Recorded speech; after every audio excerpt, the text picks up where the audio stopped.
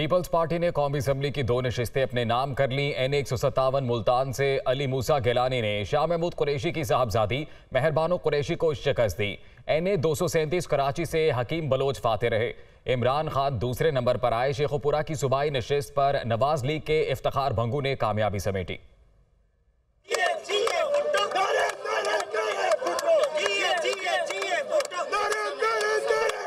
ज़िमनी election का बड़ा मार्का। Peoples party NA-157 Multan और NA-237 कराची से कामयाब। नवाज लीग पंजाब असम्बली की 1 सीट ले गए। NA-157 मुल्तान से साबिक वज़ीर आज़म यूसुफ रजा गिलानी के साहबजादे अली मूसा गिलानी ने साबिक वज़ीर खारिजा शाह महमूद कुरैशी की बेटी PTI की उम्मीदवार मेहरबानो कुरैशी को 25,000 से जायद वोटों से शिकस्त दे दी। हल्के के तमाम 264 पोलिंग स्टेशन के गैर हतमी गैर सरकारी नताइज के मुताबिक अली मूसा गिलानी ने 1,07,327 वोट हासिल किए, जबकि तहरीक इंसाफ की मेहरबानो कुरैशी 82,141 वोट लेकर दूसरे नंबर पर रहीं। अली मूसा गिलानी की जीत पर जालों ने जश्न मनाया, आतिशबाजी का मुजाहरा भी किया। यूसुफ रजा गिलानी का कहना था कि इमरान खान के बयानिए को शिकस्त हुई। NA-237 कराची से पीपल्स पार्टी के हकीम बलोच ने PTI के चेयरमैन इमरान खान को 10,000 से जायद वोटों के मार्जिन से हरा दिया। हकीम बलोच 32,567 वोट लेकर फातेह करार पाए। इमरान खान 22,493 वोट लेकर दूसरे नंबर पर रहे। NA-237 पर टर्नआउट 20% से जायद रहा। पंजाब असम्बली के हल्के PP 139 शेखुपुरा से नवाज लीग के चौधरी इफ्तिखार भंगू ने मैदान मार लिया। तमाम 153 पोलिंग स्टेशन के फार्म 47 के नतीजे के मुताबिक चौधरी इफ्तिखार भंगू ने 40,829 वोट लिए। उनके मुकाबले में तहरीक इंसाफ के अबू बकर शरकपुरी 37,712 वोट ले सके। लीगी कारकुनों ने अपने उम्मीदवार की फतह पर जश्न मनाया, मिठाइयां भी तकसीम की। तो ज़िमनी इंतखाबात में कराची और मुल्तान से पीपल्स पार्टी की कामयाबी पर बिलावल भुट्टो खुश। हकीम बलोच और मूसा गिलानी को मुबारकबाद दी। चेयरमैन पीपल्स पार्टी बिलावल भुट्टो जरदारी ने ट्वीट करते हुए कहा कि कराची और मुल्तान से अलविदा PTI। हकीम बलोच और मूसा गिलानी को कामयाबी पर मुबारकबाद पेश करता हूँ। हकीम बलोच और मूसा गिलानी ने 2018 में चुराई गई नशिस्तें वापस दी।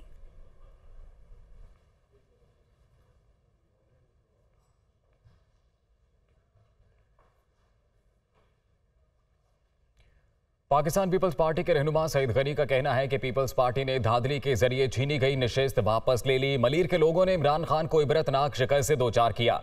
चेयरमैन PTI ने शिकस्त के डर से अपने उम्मीदवार खड़े नहीं किए। वो कराची में प्रेस कॉन्फ्रेंस कर रहे थे।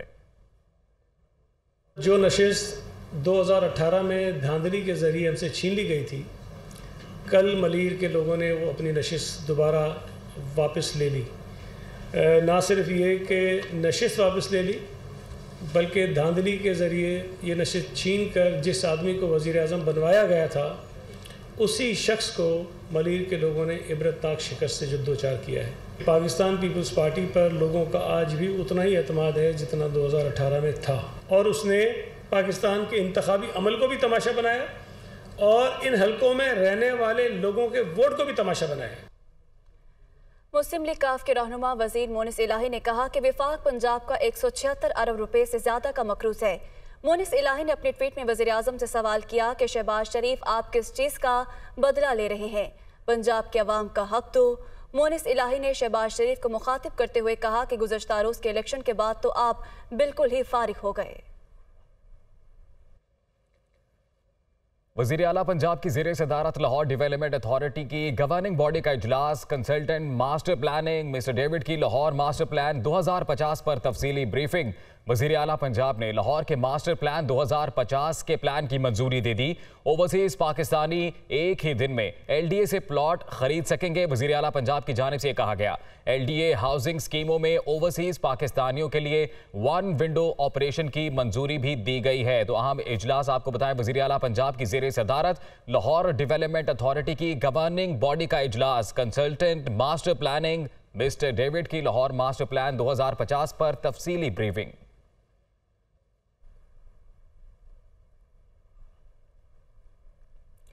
मुशीर दाखिला पंजाब उमर सरफराज चीमा ने कहा कि 13 जमाती करप्ट इत्तेहाद को कप्तान ने दिन में तारे दिखा दिए। साबित हो गया कि कौम कंधे से कंधा मिलाकर इमरान खान के साथ खड़ी है। ज़िमनी इंतखाबात के नताइज पर अपने रद्द अमल में उमर सरफराज चीमा ने कहा कि कराची से खैबर तक कप्तान का बल्ला चला। सिर्फ PTI कौमी पार्टी है, बाकी सब जमातें इलाकाई सतह से महदूद हो गईं। PDM की वक्ती महल्लाती साजिशों और इक़्तिदार ने इनका सियासी जनाजा निकाल दिया। इम्पोर्टेड सरकार को आईना दिखाने पर हम कौम के शुक्रगुजार हैं। PDM हक इक़्तिदार खो चुकी, मुल्की मसाइल का हल सिर्फ नए इंतखाबात हैं। PDM ने अब भी होश के नाखून ना लिए तो इसकी दास्तान तक ना रहेगी।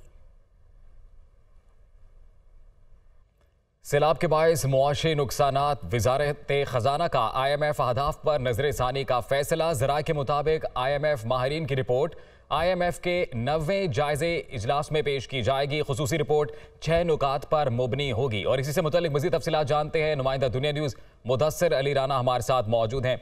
जी मुदस्सिर, बताइएगा इस तफसीली रिपोर्ट से मुतल्लिक मज़ीद क्या तफसीलात सामने आ रही हैं? जी, वजारत ख़जाना, हुकाम और IMF माहिरीन जो है सैलाब के बाइस मुआशी नुकसानात पर हतमी रिपोर्ट मुरतब कर रहे हैं, जो कि IMF के 9वें इक़्तिसादी जायज़ा में पेश की जाएगी। ज़राए वजारत ख़जाना की जानिब से बताया गया है कि IMF माहिरीनी वफ़द जो है वो इस वक्त वजारत ख़जाना में मुआशी नुकसानात का जायज़ा ले रहा है जो नुकसान सैलाब के बाइस हुए हैं, और 6 निकात पर IMF के माहिरीन ने ये रिपोर्ट मुरतब करेगी। रिपोर्ट ज़राए वजारत ख़जाना के मुताबिक आइंदा हफ्ते तक मुकम्मल कर ली जाएगी और ये फिर IMF के 9वें इक़्तिसादी जायज़े में पेश कर दी जाएगी। ज़राए के मुताबिक जो 6 निकात होंगे, सबसे पहला निकात उसमें यह होगा कि अब तक के जो सैलाब के बाइस मुआशी नुकसानात हैं उनका मजमूई तौर पर तखमीना लगाया जाएगा। रिपोर्ट में यह भी मुरतब किया जाएगा कि जिन इलाकों में सैलाब आया है वहाँ के लोगों का रहन सहन अब किस तरह है और उनको कितना मुआशी नुकसान हुआ है। ज़राए वजारत ख़जाना की जानिब से यह भी बताया जा रहा है कि IMF का जो माहिरीन है उनकी जानिब से यह भी रिपोर्ट मुरतब की जा रही है कि सैलाब के बाइस जो नुकसानात हुए हैं और जो लोग बेरोज़गार हुए हैं उनको रोज़गार फराहम करने के लिए क्या अमूर सर अंजाम दिए जा रहे हैं। ये तमाम तर जो 6 निकात होंगे ये इस रिपोर्ट में मुरतब किए जाएंगे और ये रिपोर्ट IMF के इक़्तिसादी जायज़ा में पेश की जाएगी।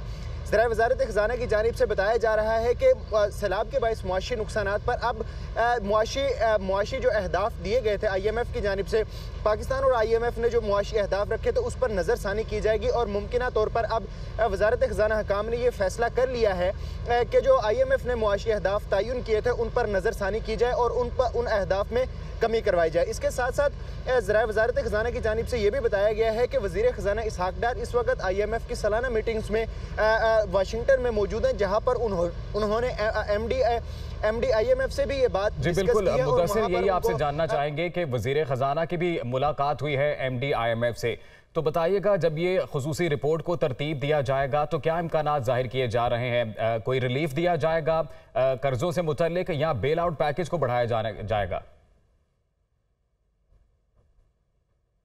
जो सैलाब के बाइस मुआशी नुकसानात हुए हैं और उस पर जो रिपोर्ट तैयार की जा रही है, क्योंकि ये 9वें इक़्तिसादी जायज़ा में रिपोर्ट पेश की जाएगी, उससे कबल IMF का जो वफ़द है वो नवंबर के आखिरी हफ्ते में पाकिस्तान पहुंच जाए और अक्टूबर के आखिरी हफ्ते में पाकिस्तान पहुंच जाएगा और नवंबर के पहले हफ्ते से पाकिस्तान और IMF के दरमियान मुज़ाकरात शुरू हो जाएंगे। वज़ीर ख़जाना गो के इस वक्त वाशिंगटन में मौजूद हैं, उन्होंने MD IMF को भी ये ब्रीफिंग दी है कि सैलाब के बाइस एक बड़ा नुकसान हुआ है जिस पर IMF हुकाम की जानिब से इजहार अफसोस किया गया है और IMF हुकाम ने इस बात की भी जो निशानदेही करवाई है कि जो मुमकिना इमदाद हो सकेगा, जो मुमकिना इकदामात हो सकेंगे वो किए जा सकेंगे। इसके साथ साथ ही जो वस्ती एशिया के डायरेक्टर IMF हैं जिहाद अजवर, उनकी जानिब से भी ये यकीन दहानी करवा दी गई है कि पाकिस्तान को सैलाब के बाइस मुआशी नुकसानात हुए हैं और अब पाकिस्तान को जो मुमकिन हो सकेगा वो इकदामात किए जा सकेंगे।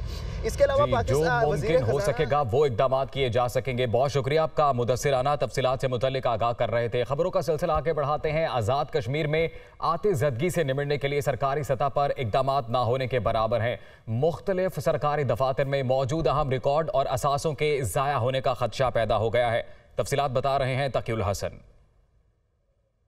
मुजफ्फराबाद के ओल्ड सेक्रेटेरिएट की 16 इमारत में 1900 से ज्यादा सरकारी दफातर में 5,500 मुलाजमीन काम करते हैं। यहाँ दफातर में साइलिन के साथ इलाके के अहम तामीराती मंसूबों, अराजी और 95,000 सरकारी मुलाजमीन का रिकॉर्ड मौजूद है। लेकिन इन सरकारी इमारतों में आतिशज़दगी की सूरत में आग पर काबू पाने के लिए जरूरी आलात तक मौजूद नहीं है। बिल्डिंग कोड जो 2005 के ज़लज़ले के बाद यहाँ बना तो उसमें ये तय था कि आपने वो तमाम जो फाती इक़दामात हैं वो करने हैं। बिल्डिंग कोड का ख्याल नहीं रखा गया, जहाँ जिसका जी चाहा उसने कोई न कोई चीज़ बना ली। दारुल हुकूमत में 95% से ज़्यादा दफातर ऐसे हैं जिनमें आग से बचाव के लिए कोई आलात जो है वो नस्ब नहीं है। दारुल हुकूमत सूरत में कायम इन सरकारी इमारात में सिर्फ 12 ब्लॉक्स में इमरजेंसी गेट हैं, जिनमें 10 से जायद को ताले और 7 इमरजेंसी गैलरीज को दफ्तरी मकानियत के लिए इस्तेमाल में लाकर बंद रखा गया है। हमारे पास SDM के पास गाड़ियाँ, ये गाड़ियाँ यहाँ में से डैम्प करने के बजाय डिस्ट्रिक्ट में दे देनी चाहिए। हमें 2 कम से कम फायर टैंकर बाद में और दिए जाएँ, जिनको मुख्तलिफ जगहों पर रख सकें, ताकि जो जाने का फासला, पहुँचने का फासला है, उससे हम बच सके। सरकारी दफातर के अलावा शहर के मुख्तलिफ इलाकों में आतिशज़दगी से निमटने के लिए रेस्क्यू 1122 और बल्दिया मुजफ्फराबाद के पास कुल 7 फायर टेंडर मौजूद हैं। आतिशज़दगी की सूरत में इब्तदा ही में आग पर काबू पाने के लिए जरूरी आलात की तनसीब से इन इमारतों में मौजूद वसाइल और रिकॉर्ड को महफूज बनाया जा सकता है।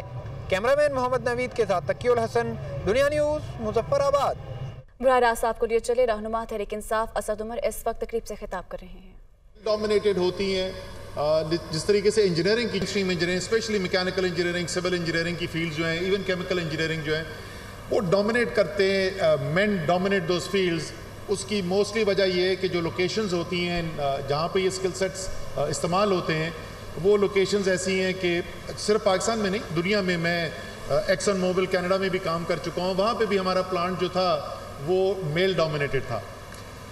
लेकिन ये एक ऐसी फील्ड है जिसमें कोई इनहेरेंट एडवांटेज नहीं है आदमियों को। इनफैक्ट एज अरसलान ये कह रहे थे, there is reason to believe कि औरतें जो हैं, फीमेल्स जो हैं, वो ज़्यादा सक्सेसफुल हो सकती हैं इसके अंदर। अच्छा, पाकिस्तान के अंदर ये ख़ास तौर पे सच है। टैलेंट में कोई फ़र्क नहीं है। मैंने जिस यूनिवर्सिटी से पढ़ा, IBA कराची, ग्रेजुएट किया, तो वहाँ पर हमारे जो ऊपर नीचे कोई 5 या 6 बैचेस थे अरसलान, उसमें वाहिद हमारा बैच था जिसमें मेरा सबसे ज़्यादा GPA था, वरना हर बैच में किसी लड़की का हाईएस्ट GPA होता था। तो वो तालीम के अंदर compete करना, और उसकी वजह ये है कि हुनर बराबर है, स्किल्स बराबर हैं, लेकिन पाकिस्तान में कम से कम औरतें जो हैं वो डेडिकेटेड ज़्यादा हैं, टास्क ओरिएंटेड ज़्यादा हैं, रिस्पॉन्सिबल ज़्यादा है। एंड उसकी वजह से अगर लेवल प्लेइंग फील्ड मिल जाए तो वेट लिफ्टिंग और पहलवानी में तो शायद ये ना अप्लीकेबल हो, लेकिन बाकी तकरीबन तमाम फील्ड्स के अंदर लड़कियां जो हैं वो लड़कों को हरा सकती हैं।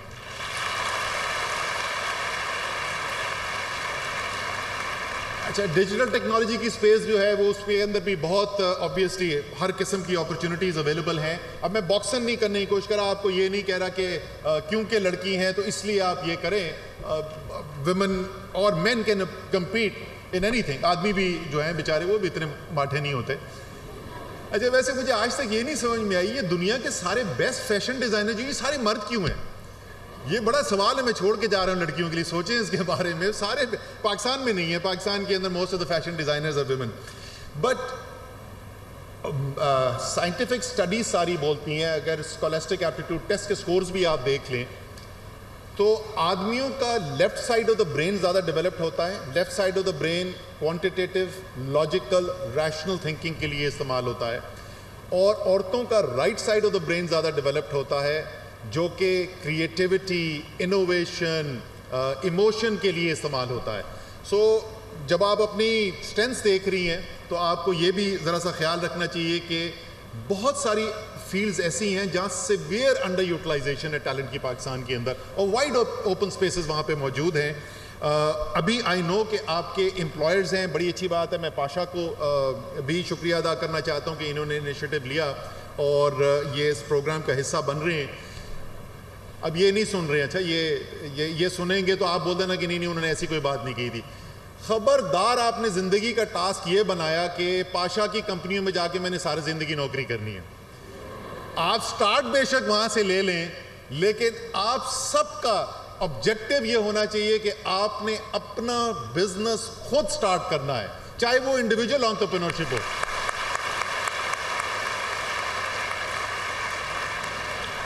उसके लिए ये जो प्रोग्राम है स्टार्ट जो हो रहा है, इसकी अहमियत मैं बता दूं हमारे जहन के अंदर। ये सिर्फ इसलिए नहीं कि मैं इधर प्रोग्राम के अंदर आया हुआ हूँ। हम लोगों ने प्रोग्राम स्टार्ट किया जी, ज़ाहिर है प्लानिंग मिनिस्ट्री है जो है वो प्रोजेक्ट्स अप्रूव करती है, फंडिंग हमारे पास से आती थी।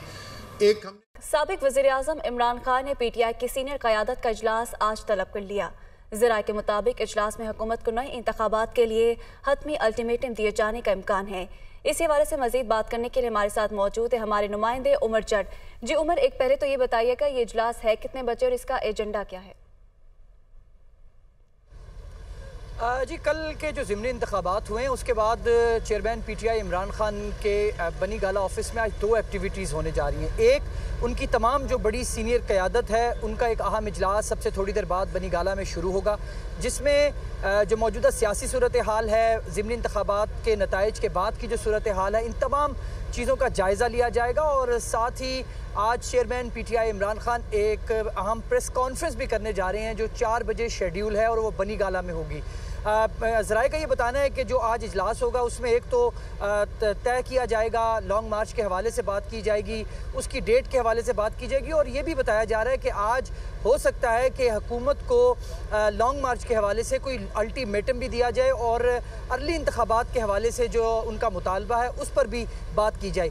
इस इजलास के फौरी बाद चेयरमैन PTI इमरान खान जो प्रेस कॉन्फ्रेंस करने जा रहे हैं उसमें भी कल के ज़िमनी इंतखाबात के हवाले से भी बात करेंगे। इसके साथ साथ मौजूदा जो सियासी सूरत हाल है उस पर भी बात करेंगे और जो लॉन्ग मार्च के हवाले से उनकी तैयारियां हैं और जो इक़दाम हैं उनकी पार्टी और उनकी जमात ने की हैं उस पर भी इमरान खान बात करेंगे। 4 बजे ये प्रेस कॉन्फ्रेंस शेड्यूल है, जबकि अब से थोड़ी देर बाद चेयरमैन PTI इमरान खान की ज़ेर सदारत PTI की जो सीनियर क़यादत है उसका अहम इजलास होने जा रहा है, जिसमें खैबर पख्तूनख्वा, पंजाब और मरकज़ से जो PTI की लीडरशिप है वो इस इजलास में शरीक होगी और तमाम तर जो सियासी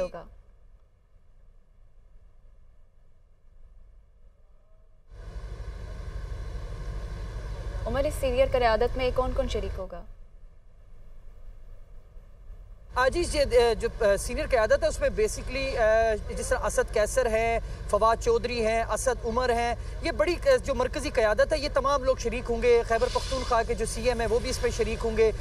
जो पंजाब से सीनियर क़यादत है, जो वज़ीर दाखिला भी बने हैं उमर सरफराज चीमा, वो भी इस इजलास में। तो ये अहम इजलास है जो होने जा रहा है आज और उसके बाद इमरान खान जो हैं वो प्रेस कॉन्फ्रेंस भी करेंगे। बहुत शुक्रिया उमर जट, हमें अपडेट कर रहे थे।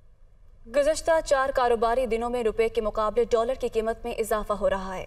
वजूहात क्या है, तफसीलात जानेंगे कराची से दुनिया न्यूज़ के नुमाइंदे तारिक कोरी से। जी तारिक, आगाह कीजिएगा। डॉलर के मुकाबले रुपए की कदर में कमी होना शुरू हो चुकी है और इसकी वजूहात के इस हवाले से हम बात करते हैं। इस वक्त हमारे साथ मौजूद हैं अमीन यूसुफ साहब जो कि तज्ज़ियाकार हैं और बड़ी गहरी नज़र रखते हैं स्टॉक मार्केट पर भी और डॉलर के ऊपर भी। अमीन साहब ये बताएं कि आपके नज़रिए के मुताबिक गुज़श्ता 4 सेशन के अंदर हम देख रहे हैं कि डॉलर की कीमत में इजाफा हो रहा है, तो इसकी बड़ी वजूहात आपके नज़र में क्या है? देखिए, मेन तो है कि आपके इन्फ्लोज नीचे जा रहे हैं। इन्फ्लोज जो अभी भी आपके कुछ पेमेंट हुई है 300-400 मिलियन डॉलर की, तो लग रहा है कि इन्फ्लोज आपके नीचे जा रहे हैं और आउटफ्लोज जा रहे हैं और इन्फ्लोज नहीं आ रहे हैं। तो इनफ्लो नहीं आ रहे तो यही इशू है कि खदशात है लोगों के। कमिटमेंट तो लोग कर रहे हैं कि वर्ल्ड बैंक भी कह रहा है दे देंगे, लेकिन डिस्पर्स नहीं हो रही। जब तक आपके पास फंड्स नहीं आएंगे आपके स्टेट बैंक में, जब तक आपको ईज़ नहीं होगा और लोगों को अनसर्टेनिटी रहेगी कि भाई अगर आएंगे नहीं आएंगे, मिलेंगे नहीं मिलेंगे। और प्लस IMF से भी इसहाक डार साहब ने बात की है, लेकिन मुझे नहीं लगता कि कोई ऐसी अभी तक कोई न्यूज़ नहीं आ रही कि पॉजिटिव न्यूज़ नज़र नहीं आ रही। तो देखिए, जो भी चीज़ें होती हैं ना फ्यूचर न्यूज़ पे होता है, फ्यूचर को डायरेक्शंस को देख के लोग काम कर रहे होते हैं कि आने वाले दिनों में क्या होगा। अमीन यूसुफ साहब हमारे साथ मौजूद थे, मेंबर भी हैं पाकिस्तान स्टॉक एक्सचेंज के, तज़िया भी हमें देते रहते हैं स्टॉक मार्केट के हवाले से, डॉलर के हवाले से। और इस वक्त जो सिचुएशन है इसमें सबसे बड़ी खबर FATF के हवाले से जिसका इजलास होने के ये जा रहा है आइंदा आने वाले दिन में, तो इस हवाले से एक्सपेक्टेड है कि पाकिस्तान ग्रे लिस्ट से निकल जाएगा। साथ साथ इसहाक डार साहब के मामला इस वक्त चल रहे हैं, IMF के साथ बातचीत जारी है और इस हवाले से भी कोई डेवलपमेंट होती है इसके असरात भी हमें मनी मार्केट में भी नज़र आएंगे, स्टॉक मार्केट में भी देखने को मिलेंगे। जी बराह रास्त आपको लिए चले, राना सनाउल्लाह इस वक्त मीडिया से गुफ्तगू कर रहे हैं। आपको मिसलीड करके वहाँ पे गलत हकायक पेश करके वहाँ से जो है वो मेरा वारंट ऑफ अरेस्ट हासिल किया और उसके बाद फिर उसे मीडिया को जारी करके कोशिश की कि मुझे उसमें जो है वो बदनाम किया जाए। तो बहरहाल मैंने उनकी इस घटिया कोशिश जो कि पंजाब गवर्नमेंट की ईमा पे और इमरान खान न्याजी की ईमा पे हो रही थी, मैंने उसको चैलेंज किया और आज हाई कोर्ट में समाअत थी और हाई कोर्ट की तलबी पे मैं यहाँ पे हाज़िर हुआ हूँ और मुझे उम्मीद है कि यहाँ हाई कोर्ट से जो है वो मुझे इंसाफ मिलेगा और ये इस किस्म का जो बेबुनियाद एक इन्होंने प्रोपेगेंडा और इन्होंने ये सिलसिला किया है वो ख़त्म होगा। कल की जो आज का मामला, ये तो सब जुडिश है, कल के जो ज़िमनी इंतखाब के नताइज आए हैं, क्या उससे नून लीग वो एक्सपेक्ट कर रही थी या क्या? इस बारे में मैं अभी थोड़ी देर बाद जो है वो प्रेस कॉन्फ्रेंस कर रहा हूँ, तो उसमें जो है वो पूरा मौक़िफ़ जो है मैं तफसील के साथ पेश करूँगा। बतौर वज़ीर दाखिला आप रावलपिंडी में पहले भी रहे, सूबाई वज़ीर दाखिला थे, आपको क्यों कहा जाता है कि आप सिर्फ इस्लामाबाद, आप पिंडी का कब दौरा कर रहे हैं? नहीं देखिए, इसमें पिंडी बार में आने या पिंडी के अपने वकला से या अपनी जमात से आने में तो कोई हर्ज नहीं है, लेकिन मामला ये है कि जहाँ तक आप इस बात से अगर आप बात कर रहे हैं कोई ऑफिशियल मामलात की, तो वो आपके इल्म में है कि इस वक्त पंजाब गवर्नमेंट जो है वो हमारे पास नहीं है, और पंजाब गवर्नमेंट जो है वो इस वक्त जो है तो उन्होंने तो कभी भी किसी फलाह बहबूद के काम पे उन्होंने तवज्जो दी नहीं है। तो इंशाअल्लाह ताला ये वक्त बदलेगा और पिंडी बार के जो मसाइल हैं उसको पहले भी हमने हल करने की कोशिश की और आइंदा भी इंशाअल्लाह उसको हल करेंगे। एक तरफ है, दूसरी तरफ लॉन्ग मार्च की धमकियाँ दी जा रही है। ये मैं प्रेस कॉन्फ्रेंस करने जा रहा हूँ, उसमें तफसीलन ये जो है ना मैं अपना मौक़िफ़ और पार्टी का मौक़िफ़ जो मैं रखूँगा इंशाअल्लाह। जी मैंने कहा है कि मैं थोड़ी देर में, मैंने टाइम क्योंकि दिया हुआ है तो वहाँ पे मैं तफसील से बात करूँगा। इसी पे आ जाते हैं, जो इन्होंने जो एंटी करप्शन है जो मुकदमा दर्ज किया है, जो आप जिस तरह आप कहते हैं कि इन्होंने इल्ज़ाम लगाया, आप क्या समझते हैं ऐसी क्या बात है जो एंटी करप्शन जो है बार बार जो है इस चीज़ को? नहीं, मामला ये है कि इनको हमारे ख़िलाफ़ कुछ मिलता ही नहीं है। यानी अगर इनको हमारे ख़िलाफ़ कुछ मिले तो फिर इनको हीरोइन के जाली केस बनाने की और 3-3 साल पुराने जो केस जो है उनको उठा के तो उसमें इस किस्म की टेम्परिंग करने की ज़रूरत ही ना पड़े। लेकिन अब जिन लोगों ने